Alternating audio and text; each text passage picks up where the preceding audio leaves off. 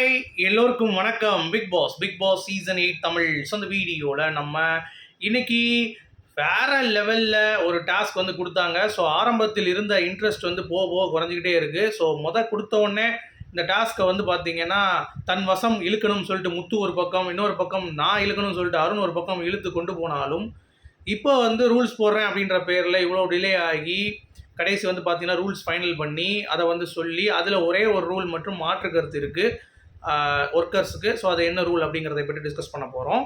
அப்புறம் ரஞ்சித் உடைய ஒரு தெளிவு இல்லாததுனால இவ்வளோ பிரச்சனைகள் வந்து ஏற்பட்டிருக்கு அப்படிங்கிறதையும் நம்ம வந்து பார்க்க போகிறோம். அது மட்டும் இல்லாமல் ஜெஃப்ரியோடைய கேவலமான அவனுடைய ஆட்டம் அப்படிங்கிறத பற்றியும் பேச போகிறோம். ஸோ வீடியோக்குள்ளே போகிறதுக்கு முன்னாடி சேனலுக்கு புதுசாக கண்டிப்பாக சப்ஸ்கிரைப் பண்ணிக்கோங்க, வீடியோ மறக்காமல் லைக் பண்ணிக்கோங்க. இப்போ நம்ம வீடியோக்குள்ளே போகலாம். ஸோ பிக் பாஸ் சீசன் 8 தமிழுக்கான லைவ் ஸ்ட்ரீமிங்கில் இப்போ தான் ரூல்ஸ் வந்து போட்டு ஆர்கனைஸ் பண்ணி ஆட ஆரம்பிச்சிருக்காங்க அப்படிங்கிறது தெரியுது.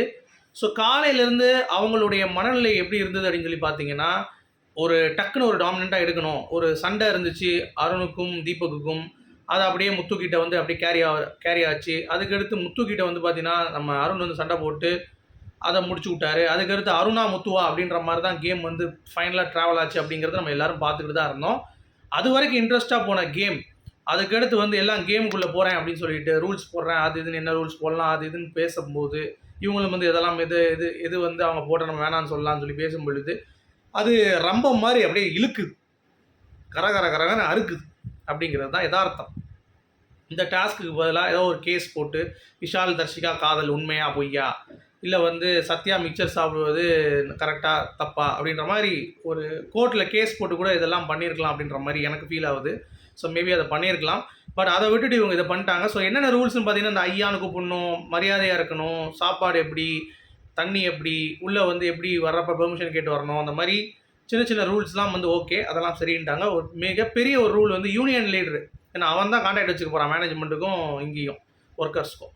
ஸோ அவன் வந்து 3 பேர் சுழற்சி முறையில் நாங்கள் அனுப்புவோம். இப்போ இன்றைக்கி வந்து பவித்ரானா நாளைக்கு வந்து வேறு யாராவது அப்படின்ற மாதிரி பிளான் பண்ணி வச்சுருந்தாங்க. பட் அவங்க என்ன சொல்கிறாங்கன்னா 3 பேர் டெய்லி சொல்லுங்கள், அந்த 3 பேரில் நாங்கள் செலக்ட் பண்ணுறோன்றாங்க மேனேஜ்மெண்ட். அதை இவங்க ஒத்துக்க முடியாதுன்னு சொல்கிறாங்க. அதை எப்படி ஒத்துக்க முடியும், நாங்கள் தான் செலக்ட் பண்ணி கொடுப்போம் எங்கள் யூனியன்ல, நீங்கள் யாரா வந்து செலக்ட் பண்ணி நாங்கள் கொடுக்குறதுக்கு போங்கடா அப்படின்ற மாதிரி இந்த குரூப் வந்து பார்த்தீங்கன்னா உட்காந்துட்டு இருக்காங்க. இவ்வளோ தான், மற்றபடி வேறு எதுவுமே அவங்களுக்குள்ள மாற்றுக்கிறது இல்லை. மிச்சம் எல்லா ரூலுக்கும் அவங்க ஒத்துக்கிறாங்க. மிச்சம் எல்லா ரூலும் ஒரு பெரிய இந்த ரூல்லாம் கிடையாது. அதில் வந்து சாதாரண ரூல் தான், மரியாதை கொடுக்கணும், ரூல்ஸ் ஃபாலோ பண்ணணும் ஒழுங்காக, அவ்வளோதான். மற்றபடி வேலை வாய்ப்புக்கு பெஸ்ட்டுன்னு ஒரு செலக்ட் பண்ணுவோம், ஒர்ஸ்ட்டுன்னு ஒரு செலக்ட் பண்ணுவோம். அவங்களுக்குள்ள ஒரு ஒர்ஸ்ட்டு, அதாவது பிக் பாஸ் செலக்ட் பண்ணுற பஸ்ஸர் டு பஸ்ஸர் அது வேறு, பெஸ்ட்டு செலக்ட் பண்ணுறவன் அங்கேருந்து அங்கே மாறணும், அங்கேருந்து இங்கே வரணுன்றது அது வேறு. இவங்களே செலக்ட் பண்ணுவாங்க மேனேஜர்ஸே சேர்ந்து ஒன்று, அது ஒரு ப்ராசஸ் போயிட்டுருக்கு. அதுக்கெலாம் அவங்க எதுவுமே சொல்ல எதிர்ப்பு. இவங்களுக்கு யூனியன் லீடர் நாங்கள் தான் செலக்ட் பண்ணி கொடுக்கணும், நாங்கள் தான் கொடுப்போம் அப்படிங்கிறத தீர்மானமாக இருக்காங்க. அதுதான் 2 பேருக்குள்ளே இப்போ மாற்றுக்கிறது வரப்போகுது. சரியா, அருணுக்கும் சரி அந்த டீமுக்கும் சரி, அருண் அண்ட் டீம், அங்கே வந்து முத்து அண்ட் டீம், அப்படி தான் சொல்லணும். ஏன்னா அதுதான் வந்து நடக்குது. இப்போ கொஞ்சம் பல்ஸ் டல்லு தாங்க, ரொம்ப கம்மியாயிடுச்சு அப்படிங்கிறது பார்க்க முடியுது. ஸோ இதுக்கு தான் வாக்குவாதங்கள் போய்கொண்டே இருக்கிறது. இவங்க தானே டிஸ்கஸ் பண்ணிட்டு இருக்காங்க யூனியன் லீடரை பற்றி, நம்ம ஒர்க்கர்ஸ் கேங்கு. அங்கே அவங்க வந்து சொல்லிட்டு என்ன ரிசல்ட் வந்து அடைய போகிறாங்க அப்படின்னு வெயிட் பண்ணிட்டு இருக்காங்க. அப்போ ரஞ்சித்தோடைய கேப்டன்சி நம்ம சொல்லி தானே ஆக வேண்டும். ஏன்னா ஒரு ஃப்ரூட்ஃபுல்லாக இல்லை. ஆக்சுவலி எவ்வளோ பிரச்சனைகள் காலேருந்து வந்தது எல்லாத்தையும் வந்து ஒரே இதில் வந்து அடக்கியிருக்கலாம். பட் அடங்கலை.